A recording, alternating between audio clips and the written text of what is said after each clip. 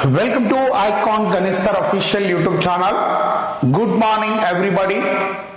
మనం ఈరోజు ఏ టాపిక్ ను డిస్కస్ చేస్తున్నాము అంటే వేద నాగరికత కాలానికి సంబంధించినటువంటి టాపిక్ ను మనం ఈరోజు డిస్కస్ చేయబోతున్నాం. మరి ప్రధానంగా ఈరోజు వేద నాగరికతలో ఏ అంశాన్ని చూడబోతున్నాము అంటే నిన్నటి క్లాస్ లో ఋగ్వేదం, సామవేదం, యజుర్వేదం, అథర్వణ వేదానికి సంబంధించినటువంటి అంశాలను చూసినాం. మరి ఈరోజు తొలివేద కాలం నాటి రాజకీయ పరిస్థితులు ఏంటి, మత పరిస్థితులు ఏంటి, మరి ఆర్థిక పరిస్థితులు ఏంటి అనే అంశాన్ని మనం ఇప్పుడు చూడబోతున్నాం. రైట్,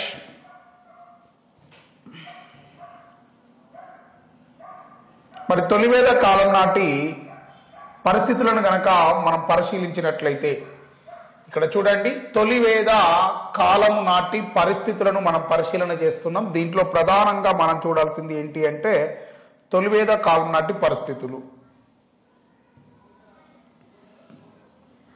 తొలివేద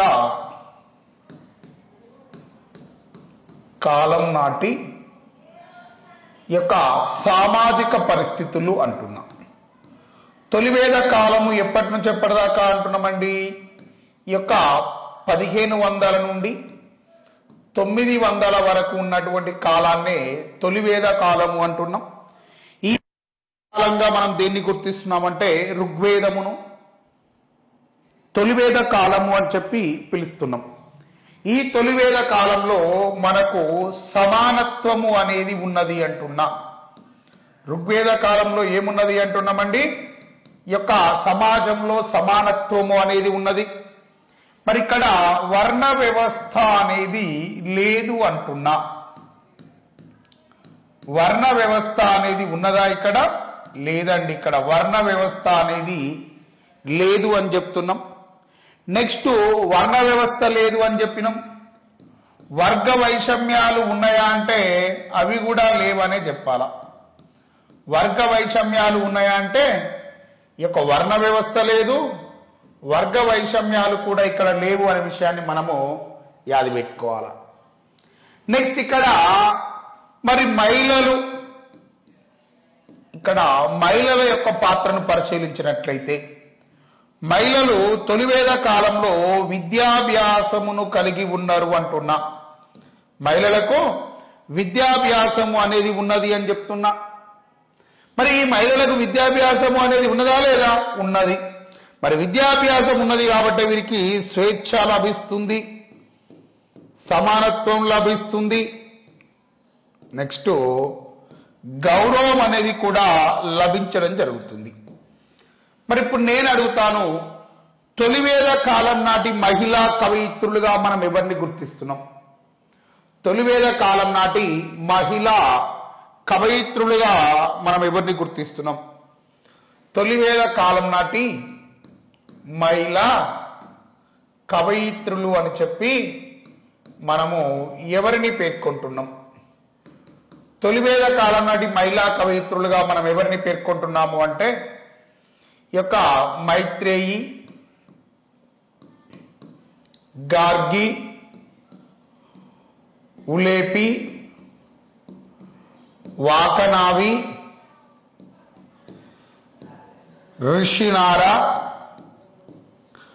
వంటి వ్యక్తులను మనం ఏమంటున్నామంటే తొలివేద కాలం నాటి మహిళా కవయిత్రులు అని చెప్పి పిలవడం జరుగుతుంది అంటున్నా. ఎవరెవరు అంటున్నామండి? మైత్రేయి, గార్గి, ఉలేపి, వాకనావి, ఋషినార, గౌతమి. వీళ్లను మనం ఏమంటున్నాము అంటే తొలివేద కాలం నాటి మహిళా కవయిత్రులు అని చెప్పి పిలుస్తున్నాము అంటున్నాం. ఎవరిని తొలివేద కాలం నాటి మహిళా కవయిత్రులు అంటున్నా? ఈ మనసులను నేను తొలివేద కాలం నాటి మహిళా కవయిత్రులు అని చెప్పి పిలుస్తా ఉన్నాము అంటున్నా. సార్, ఇక్కడ మరి యజ్ఞయాగాదులు ఉన్నాయా, కర్మకాండాలు ఉన్నాయా, అంటరానితనం ఉన్నాయా? వర్ణ వ్యవస్థ లేదు అన్నప్పుడు అంటరానితనము లేదు. కర్మకాండలు, యజ్ఞయాగాదులు అనేటివి కూడా ఇక్కడ ఉండేవి కావు. తొలివేద కాలంలో యజ్ఞాలు, క్రతువులు ఉన్నాయా అంటే లేవు. ఓకేనా? కర్మకాండలు ఉన్నాయా అంటే లేవు. వివక్ష ఉందా అంటే లేదు. అందరూ సమానమనే భావనను కలిగి ఉన్నారు అని చెప్తున్నా. ఓకేనా అండి? మరి ఇక్కడ స్త్రీలకు స్వేచ్ఛ ఉంది, బాల్య వివాహాలు ఉన్నాయా? నో, ఇక్కడ బాల్య వివాహాలు కూడా లేవు అని చెప్తున్నా. బాల్య వివాహాలు ఉన్నాయా అండి? ఇక్కడ బాల్య వివాహాలు అనేటివి ఇక్కడ లేవు అని చెప్తున్నా. మరి ఇంకా ఏం చెప్తున్నాం వీళ్ళ గురించి అంటే, మరి ఈ యొక్క కుటుంబ పెద్దను ఏమంటారు? కులపతి అని చెప్పి పిలుస్తారు. ఏమంటున్నామండి? కుటుంబ పెద్దను ఏమని పిలుస్తారు అంటే కులపతి అంటారు. ఈ యొక్క తొలివేద కాలంలో కుటుంబ పెద్దను ఏమని పిలుస్తారు అంటే, తొలివేద కాలంలో కుటుంబం యొక్క యజమానిని ఏమంటారు అంటే ఈ యొక్క కులపతి అని చెప్పి పిలుస్తున్నాం. తొలివేద కాలంలో కుటుంబ పెద్దను ఏమంటున్నాము అంటే కులపతి అని చెప్పి పిలవడం జరుగుతుంది. మరి ఈ కుటుంబంలో పెద్ద వ్యక్తిని అంటే అంటే ఈ కుటుంబాలు కొన్ని కుటుంబాలకు కలిపి ఒక పెద్ద మనిషి అనేవాడు ఉంటాడు. ఇప్పుడు 2-3 కుటుంబాలు ఉన్నాయి కదా. హలో హలో రైట్, 2-3 కుటుంబాలు ఉన్నాయి కదా.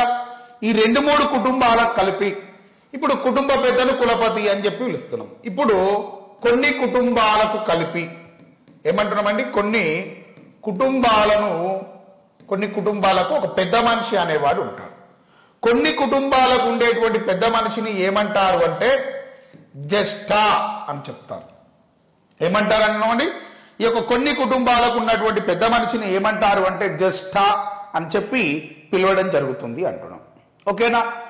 మరి ఇక్కడ సార్ ఋగ్వేదంలోని 10వ మండలంలో వర్ణ వ్యవస్థ గురించి పేర్కొన్నారు అని చెప్పినారు మీరే. మరి ఇప్పుడేమో వర్ణ వ్యవస్థ లేదు అని చెప్తున్నారు. 5వ మండలంలో ఆయన ఒక సెంటెన్స్ ఇచ్చినారండి. 5వ మండలం ఏం చెప్తుంది ఋగ్వేదంలో అంటే, నా తండ్రి వైద్యుడు, నా తల్లి పిండి రుబ్బు స్త్రీ, నేను ఒక కవిని. ఈ ఋగ్వేదంలోని 5వ మండలం దేని గురించి తెలియజేస్తుంది అంటే, ఈ ఋగ్వేదంలోని 5వ మండలము అనేది మనకు దేని గురించి తెలియజేస్తుంది అంటే, చూడండి, ఋగ్వేదంలోని 5వ మండలం వర్ణ వ్యవస్థ లేదు అనే అంశాన్ని తెలుపుతుంది అంటున్నాం. ఋగ్వేదంలోని 5వ మండలం దేని గురించి తెలియజేస్తుంది అంటే వర్ణ వ్యవస్థ లేదు అనే ముచ్చటను తెలుపుతుంది అంటున్నా. అంటే ఇది మీకు ఒక క్లారిటీ కోసం ఈ ముచ్చట చెప్తున్నా. ఋగ్వేదంలోని 5వ మండలం ఏం చెప్తుంది అంటే వర్ణ వ్యవస్థ లేదు అంటే ఇక్కడ ఏమన్నాడు అంటున్నామండి, నా తండ్రి ఏమంటున్నామండి, నా తండ్రి వైద్యుడు, నా తల్లి పిండి రిబ్బు స్త్రీ, నేను ఒక కవిని అని చెప్పి ఇక్కడ మాట్లాడడం జరిగినది అని చెప్తున్నాం. సో ఈ విధంగా మనకు ఈ యొక్క వర్ణ వ్యవస్థ లేదు అని చెప్పి 5వ మండలంలో పేర్కొనడం జరిగినది అని చెప్పి నేను తెలుపుతా ఉన్నాము అంటున్నాం. ఓకేనా? రైట్. ఈ విధంగా ఇలాంటి అంశాలను మనం ఇక్కడ చూడడం జరుగుతూ ఉంది అంటున్నాం ఈ యొక్క ఋగ్వేదంలోని 5వ మండలంలో. మరి ఇక్కడ ఈ ఋగ్వేదం తర్వాత అంటే ఈ విధమైనటువంటి సామాజిక పరిస్థితులను మనం ఇక్కడ చూడడం జరుగుతుంది. ఎక్కడ? ఈ యొక్క ఋగ్వేద కాలంలో అని చెప్తున్నాం. మరి ఈ ఋగ్వేద కాలం తర్వాత మనకేం కనిపిస్తుంది అంటే సామాజిక పరిస్థితుల తర్వాత ఆర్థిక పరిస్థితులను చూడాలి. మరి ఋగ్వేద కాలం నాటి ఆర్థిక పరిస్థితులను గనక పరిశీలించినట్లయితే తొలివేద కాలంలో ఆర్థిక పరిస్థితులు వీళ్ళు దేనిపైన ఆధారపడి జీవనాన్ని కొనసాగించినారు? ఆర్థిక పరిస్థితులను మనము అధ్యయనం చేస్తున్నాం. ఏమంటున్నాము అంటే ఈ ఆర్థిక పరిస్థితులను కనుక చూసినట్లయితే మొదటిది ఏమంటున్నాము అంటే వీళ్ళ యొక్క ప్రధాన వృత్తి ఏమిటి? తొలివేద కాలంలో వీళ్ళ యొక్క ప్రధాన వృత్తి ఏమిటి అంటే పశు పోషణ అనేది వీరి యొక్క ప్రధాన వృత్తిగా కనిపించడం జరుగుతుంది. ఏమంటున్నామండి? పశు పోషణ అనేది వీరి యొక్క ప్రధాన వృత్తి అని చెప్పి నేను మాట్లాడుతున్నా. అంటే వీళ్ళు పశువులను, గోవులను ఏంటిది అంటున్నామండి, గోవులను అంటే పశువులను పెంచేవారు. పశు సంపద వారి యొక్క అంటే పశు సంపద అనేది వారిని సంపన్నులుగా గుర్తిస్తుంది. ఎవడెక్కువ పశువులను కలిగి ఉంటే వాడే తోఫిక్కడ. ఎవడైతే తక్కువ మొత్తంలో పశువులను కలిగి ఉంటాడో ఆయనకు పెద్ద వాల్యూ ఉండేది కాదు. అంటే పశువులు లేని వారిని ఒక రకంగా ట్రీట్ చేసేవాళ్ళు, సో మరి పశువులు ఉన్న వారిని ఒక విధంగా ట్రీట్ చేసేవాళ్ళు. మరి ఇక్కడ పశు సంపద అనేది వారి యొక్క సంపదను ఇక్కడ కేంద్రంగా చూపిస్తుంది. మరి పశు పోషణ కోసం వాళ్ళకి ఏం కావాలి? గడ్డి కావాలి. నాటి కాలంలో గడ్డి కోసమే యుద్ధాలు జరిగినాయి. వాటినే ఏమంటారు అంటే గవిస్తి యుద్ధాలు అని చెప్పి పిలుస్తారు. మరి పశువుల కాపరిని ఏమన్నారు అంటే గోపుడు అని చెప్పి పిలవడం జరిగింది. ఏమన్నారండి? ఈ యొక్క పశువుల కాపరిని ఏమన్నారు అంటే ఈ పశువుల కాపరిని గోపుడు అని చెప్పి పిలవడం జరిగింది అంటున్నా. ఎవరిని గోపుడు అన్నారు? పశువుల కాపరిని గోపుడు అని చెప్పి పిలవడం జరిగింది అంటున్నా. ఓకేనా? మరి ఎవరికి ఎక్కువ గోవులు ఉంటే వాడే ధనవంతుడు అని చెప్తున్నాం. మరి ఆర్యుల అంటే ఈ యొక్క ఆర్యుల యొక్క పశువులను దొంగిలించేవారు ఎవరు అంటే ఫనీ అనే ఆర్యేతర తెగవారు. ఆర్యేతరులు ఈ పశువులను దొంగతనం చేసేవాళ్ళు అంటున్నాం. ఎవరు అంటున్నా? ఫనీ అనే ఆర్యేతరులు ఈ పశువులను దొంగతనం చేసేవారు అని చెప్పి మాట్లాడుతూ ఉన్నాం. ఓకేనా?